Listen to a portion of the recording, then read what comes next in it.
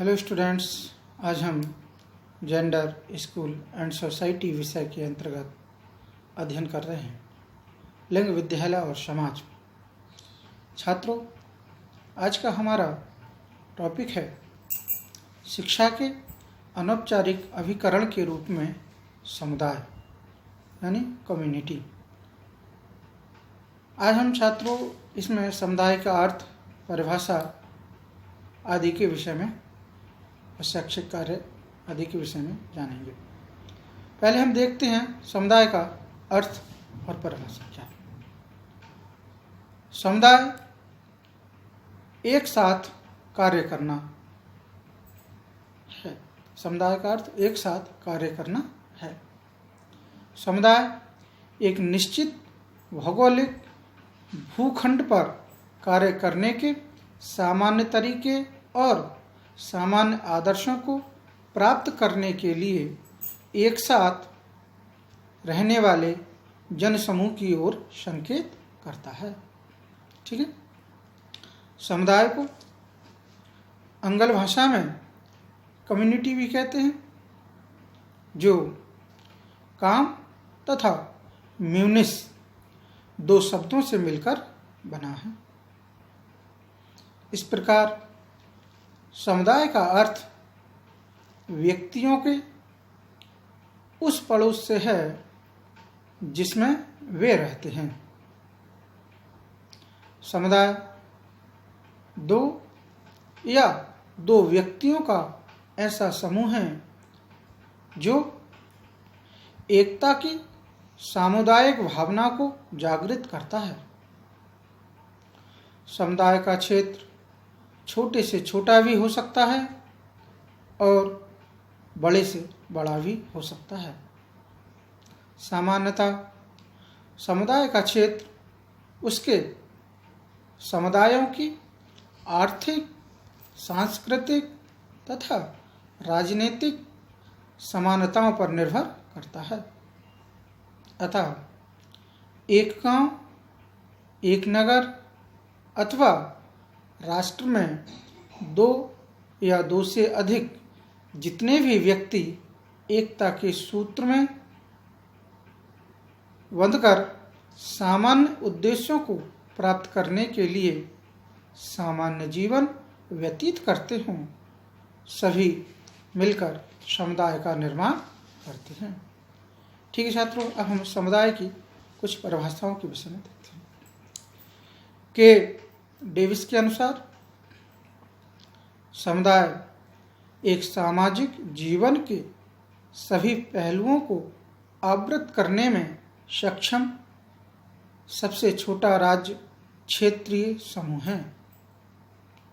दूसरी परिभाषा दी है आग्नवर्न और निमकाफ ने। उन्होंने समुदाय के विषय में कहा है, समुदाय एक सीमित क्षेत्र के भीतर सामाजिक जीवन का संपूर्ण संगठन समझा जाता है या समझा जा सकता है। अगली परिभाषा दी है मेकाइवर और पेज ने। जब भी छोटे या बड़े किसी समूह के सदस्य भिन्न भिन्न रुचि विशेष में भागीदारी न करके आम जीवन की प्राथमिक दशाओं में साथ साथ रहते हैं, तो ऐसे समूह को हम समुदाय कहते हैं। ठीक है। अब छात्रों, समाज और समुदाय में क्या अंतर है, इन दोनों के तीन अंतरों को मैं बताता हूँ। 3 अंतर समाज के और 3 अंतर समुदाय के। पहले में समाज एक भौगोलिक क्षेत्र में निवास करने वाले व्यक्तियों का समूह है। समुदाय भी भौगोलिक क्षेत्र में निवास करने वाले व्यक्तियों का समूह है। समाज एक प्रकार का समुदाय है जिसके सदस्य सामाजिक रूप से अपने जीवन शैली के प्रति सचेत होते हैं और वे सामान्य उद्देश्य तथा मूल्यों के अनुकूल एकीकृत होती हैं। समाज जो समुदाय में व्यक्ति, वयस्क तथा बच्चे सामाजिक व असामाजिक निश्चित भूभाग में निवास करते हैं, जो एक जीवन शैली के अनुसार जीवन यापन करते हैं, परंतु वे सभी अपने संगठन या अभिप्राय के प्रति सचेत नहीं होते हैं। नंबर 3, बच्चे समाज के सदस्य तब तक नहीं कहे जा सकते जब तक वे समाज की जीवन शैली के प्रति सचेत नहीं हो जाते। इस प्रकार बच्चे समाज के संभावित सदस्य हैं, ना कि पूर्ण सदस्य।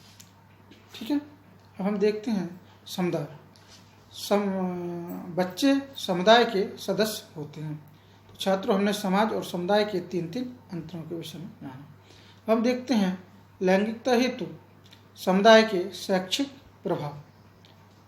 प्रत्येक समुदाय बालक पर औपचारिक तथा अनौपचारिक दोनों प्रकार का प्रभाव डालता है, जिनमें कुछ प्रभाव हैं, जैसे शारीरिक विकास पर प्रभाव, नंबर 2 मानसिक विकास पर प्रभाव, नंबर 3 सामाजिक विकास पर प्रभाव, नंबर 4 सांस्कृतिक विकास पर प्रभाव, नंबर 5 चारित्रिक तथा नैतिक विकास पर प्रभाव, और नंबर 6 राजनीतिक विचारों पर प्रभाव, और नंबर 7 व्यावसायिक विकास पर प्रभाव।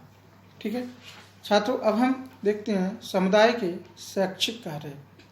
वैसे तो समुदाय के शैक्षिक कार्य हैं स्कूलों की स्थापना करना, नंबर 2 शिक्षा के उद्देश्यों का निर्माण तथा शिक्षा पर नियंत्रण,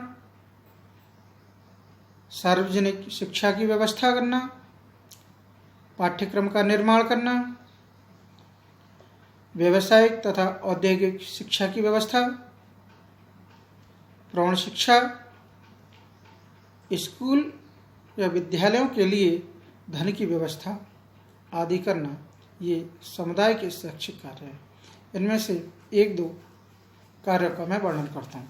जैसे स्कूल के लिए स्थापना, समुदाय विभिन्न प्रकार के स्कूलों का निर्माण करते हैं, जिससे समुदाय की संस्कृति सुरक्षित रह सके।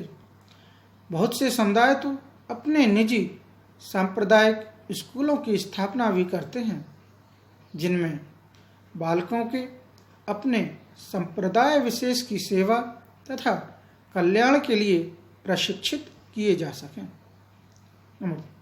शिक्षा के उद्देश्यों का निर्माण तथा शिक्षा पर नियंत्रण।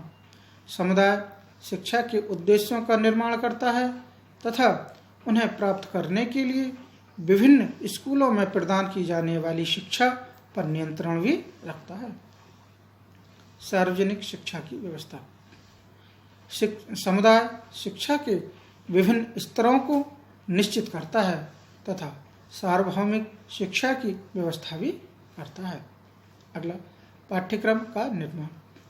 शैक्षिक उद्देश्यों को प्राप्त करने के लिए पाठ्यक्रम की आवश्यकता होती है।